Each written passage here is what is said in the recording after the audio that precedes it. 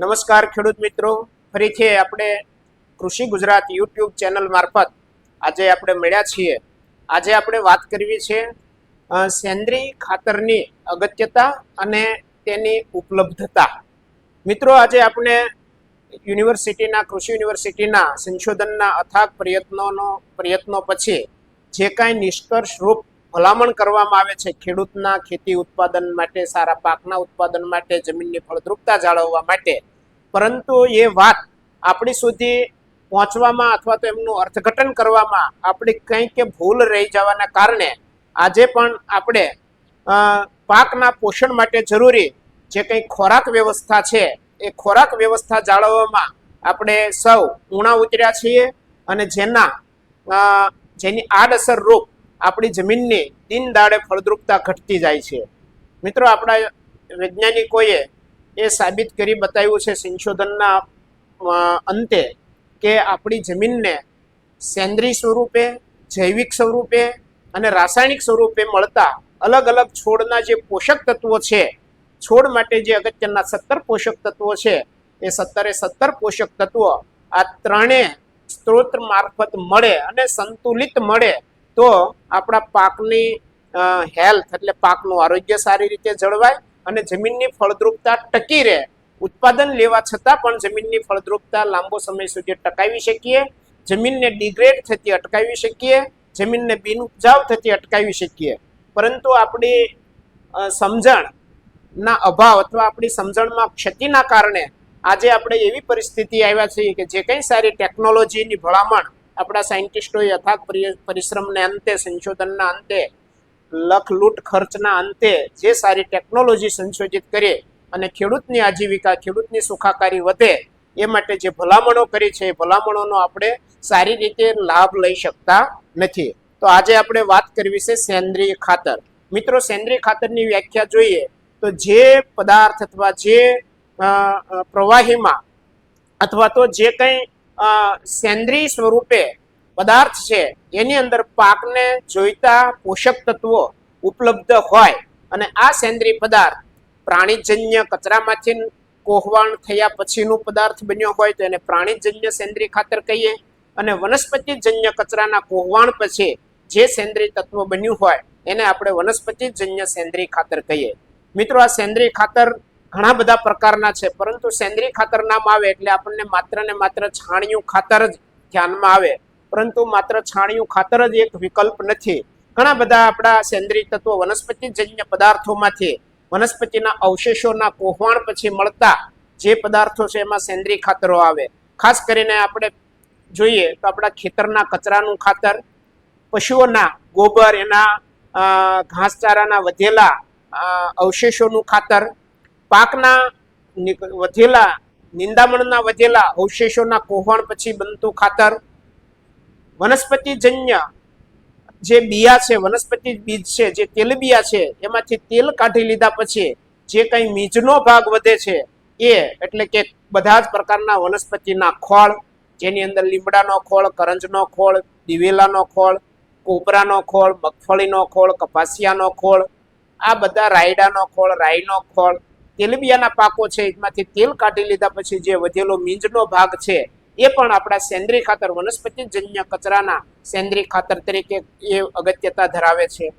મિત્રો, આ સિવાય આપણો સિટી વેસ્ટ, ગ્રામ્ય ગામડાના કચરાનું ખાતર, આપણા વનસ્પતિજન્ય સેન્દ્રીય પદાર્થ બાદ પ્રાણીજન્ય સેન્દ્રીય પદાર્થોની અંદર કતલખાનાની અંદર વધેલા કચરાનું હાડકાનું ખાતર, શીંગડાનું ખાતર, ચામડાનું ખાતર, લોહીનું ખાતર, માંસનું ખાતર, અરે ઇવન ખરી, પશુઓની ખરીઓ વધે એનું ખાતર, આ બધાય કતલખાનાના કચરાને પણ પ્રોસેસ કરી એને યોગ્ય ટ્રીટમેન્ટ આપી અને એ પણ સેન્દ્રીય ખાતરના ગ્રેડમાં આવે છે. આ સિવાય લીલો પડવાશ એ પણ એક આપણું સેન્દ્રીય ખાતરનો ખૂબ સારો ઉત્તમ સોર્સ છે. મિત્રો, સેન્દ્રીય ખાતરની અગત્યતા એટલા માટે છે કે વનસ્પતિજન્ય કચરામાંથી બનતું ખાતર, વનસ્પતિજન્યના અવશેષોમાંથી બનતું ખાતર અને પ્રાણીના અવશેષોમાંથી બનતું ખાતર, જે તે પ્રાણી અને જે તે વનસ્પતિનો છોડ પોતાના વિકાસના તબક્કા દરમિયાન જમીનમાંથી એમની જરૂરિયાત પ્રમાણેના બધા જ પોષક તત્વો અપગ્રેડ કરે છે, આકર્ષે છે, શોષે છે અને જ્યારે એ મૃત પાય તે આપણને ઉત્પાદન આપીએ અને એના જે અવશેષો વધે છે, એના જડિયા મૂળિયા, ડાળખા, પાન, ફૂલ, ફળ, ડાળી, કુમળી ડાળી, આ બધા જ જે અવશેષો છે એ અવશેષોને કોહવાણ થયા પછી એ જ પોષક તત્વો ફરીથી પાછા સરળ સ્વરૂપમાં આપણા પાકને ખાતર તરીકે ઉપલબ્ધ બને છે.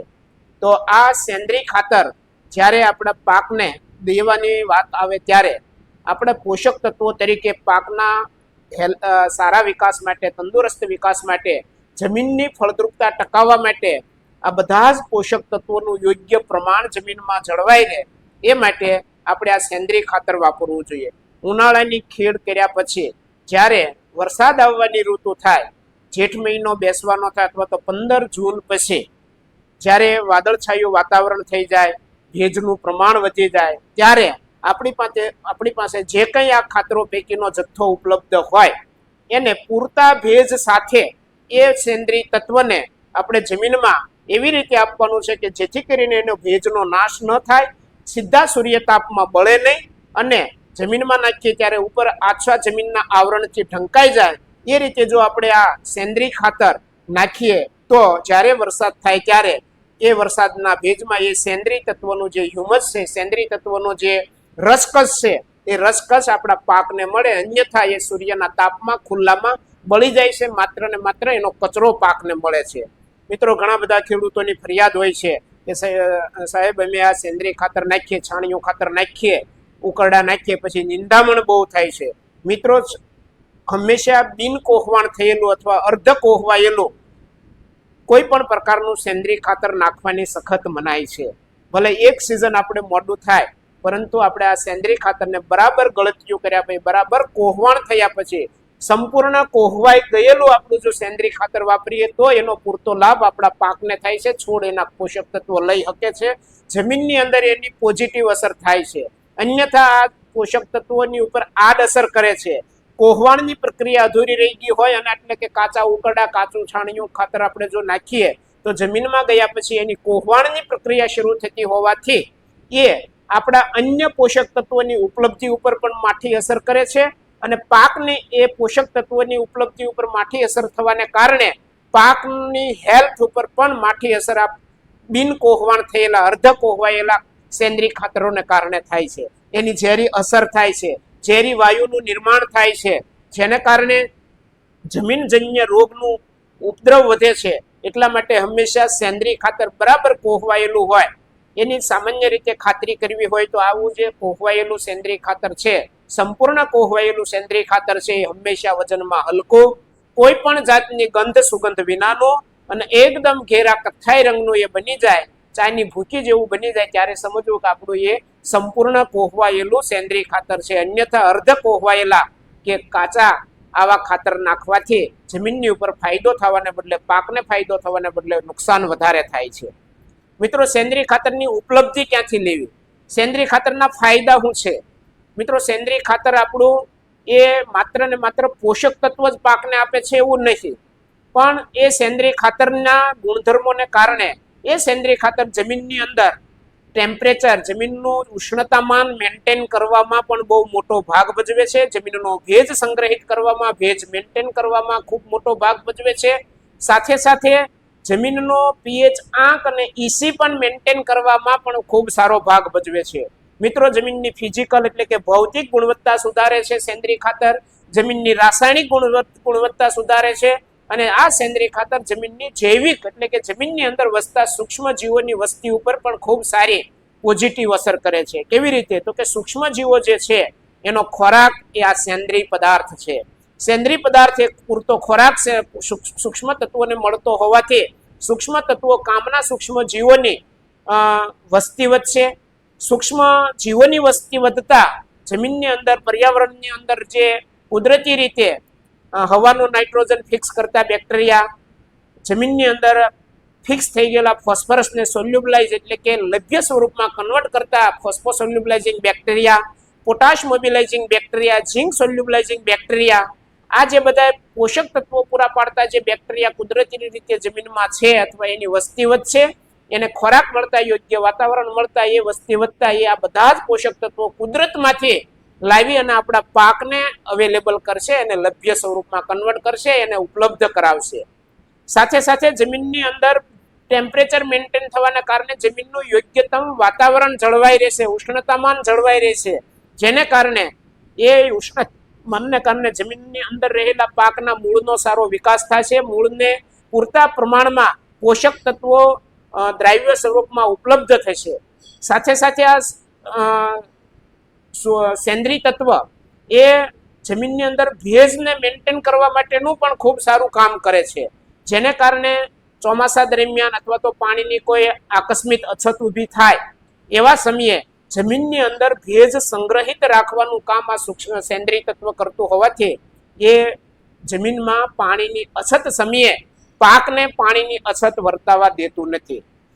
એક્સેસ પાણી એટલે કે અતિવૃષ્ટિ થાય, ભારે વરસાદ થઈ જાય અને કોઈના ખેતરનું પાણી આપણા ખેતરમાં આવીને ભરાઈ જાય તે વખતે વધારાના પાણીને સહન કરવાની ક્ષમતા પણ આ સેન્દ્રીય પદાર્થમાં હોવાને કારણે આવા જે પૂરતા પ્રમાણમાં સેન્દ્રીય તત્વો જો આપણા ખેતરમાં હોય તો એ આપણા ખેતરના પાકને વધારાનું પાણી જે છે એ સહન કરવાની ક્ષમતા પણ પૂરી પાડે છે. મિત્રો, આ સેન્દ્રીય તત્વના ખૂબ સારા ફાયદા છે. સેન્દ્રીય તત્વ બે પાર્ટિકલ્સ વચ્ચે, જમીનના બે કણ વચ્ચે જગ્યા કરી હવાની અવર જવર વધારે છે, ટેમ્પરેચર મેન્ટેન કરે છે, સૂક્ષ્મ જીવોને ખોરાક આપવાનું કામ કરે છે, સૂક્ષ્મ જીવોની વસ્તી વધવા માટેનું અનુકૂળ વાતાવરણ પેદા કરે છે. એટલા માટે આપણા રાસાયણિક ખાતરની સાથે સાથે હંમેશા સેન્દ્રીય ખાતરનો બહોળા પ્રમાણમાં ઉપયોગ કરવો જોઈએ ને કરવો જોઈએ.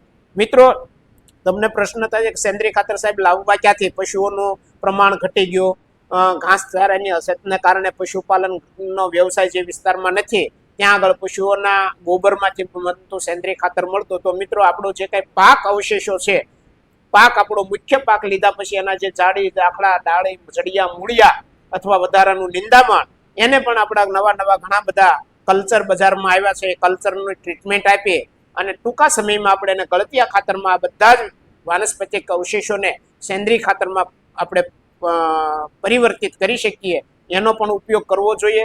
સાથે સાથે જો સેન્દ્રીય ખાતરો પૂરતા પ્રમાણમાં જમીનમાં હશે તો એ આપણા નાખેલા રાસાયણિક ખાતરનું યોગ્ય રિઝલ્ટ આપી શકશે. કારણ કે રાસાયણિક ખાતરને પણ પાચન થવા માટે આ સૂક્ષ્મ જીવોની હાજરીની જરૂર છે. નાઇટ્રોજન એટલે કે યુરિયામાંથી મળતું નાઇટ્રોજન, 12-32 માંથી મળતું નાઇટ્રોજન, ડીએપી માંથી મળતું નાઇટ્રોજન, આ નાઇટ્રોજનને ઈજી સ્વરૂપમાં એમોનિકલ ફોર્મમાંથી નાઇટ્રેટ અને નાઇટ્રાઇટ ફોર્મમાં કન્વર્ટ કરવા માટે નાઇટ્રોઝોમસ નામના બેક્ટેરિયાની જરૂર પડે છે. અને આ નાઇટ્રોઝોમસ બેક્ટેરિયા માત્ર ને માત્ર સેન્દ્રીય ખાતરની હાજરી થકી એ જમીનમાં અસ્તિત્વ પામે છે અને હાજર રહી શકે છે. એટલા માટે આપણે યુરિયાની થેલીનો નાઇટ્રોજનનો પૂરેપૂરો જો લાભ લેવો હોય તો આપણી જમીનમાં પૂરતા પ્રમાણમાં સેન્દ્રીય ખાતર હોવું જોઈએ. સેન્દ્રીય ખાતર હોય તો જ નાઇટ્રોઝોમસ બેક્ટેરિયાની હાજરી રહે, અને નાઇટ્રોઝોમસ બેક્ટેરિયા હોય તો જ યુરિયામાંથી નાઇટ્રોજન કન્વર્ટ કરી અને પાકને આપી શકે.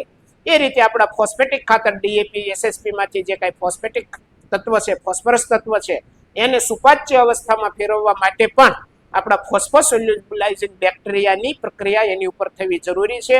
અને એ પીએસબી નામના બેક્ટેરિયાની વસ્તી મેન્ટેન કરવા માટે પણ આ સેન્દ્રીય તત્વ જરૂરી છે. સાથે સાથે પોટાશ મોબિલાઇઝિંગ બેક્ટેરિયા માટે પણ આ સેન્દ્રીય તત્વ જરૂરી. એટલે આવા સેન્દ્રીય ખાતરના અસંખ્ય અઢળક ફાયદાઓ છે, પરંતુ માત્ર ને માત્ર આપણા ખેડૂતો આ સેન્દ્રીય તત્વને પોષક તત્વોના મૂલ્ય સાથે મૂલવણી કરતા હોવાથી એને બહુ જાજુ મહત્વ આપતા નથી. અને એની અવેજીમાં 2 થેલી ડીએપી, 5 થેલી યુરિયા, 3 થેલી એમઓપી એ નાખી અને એની અવેજીની પૂર્તતા કરે છે અને સંતોષ માને છે. જેને કારણે ધીરે ધીરે જમીનમાં રાસાયણિક પદાર્થોનું પ્રમાણ વધતું જાય છે, જમીનની ફિઝિકલ ભૌતિક પરિસ્થિતિ બગડતી જાય છે, જમીનની છિદ્રાળુતા, જમીનની પોરોસિટી એટલે કે એની નિતાર શક્તિ, હવાની અવર જવર, આ બધાની ઉપર માઠી અસર થવાના કારણે ધીરે ધીરે કરતા જમીન આપણી બિન ઉપજાવ અથવા ફળદ્રુપતા એની ધીરે ધીરે નષ્ટ થાય છે. તો મિત્રો, આ સેન્દ્રીય ખાતરનો અવશ્ય આપણે ઉપયોગ કરવો જોઈએ. સેન્દ્રીય ખાતર મેં કીધા એમ વનસ્પતિજન્ય કચરામાંથી પણ બને છે અને આપણા પ્રાણીજન્ય કચરામાંથી જે કંઈ આપણી પાસે અવેલેબલ સોર્સ હોય એનો મેક્સિમમ ઉપયોગ કરી અને આપણે એ કરી શકાય.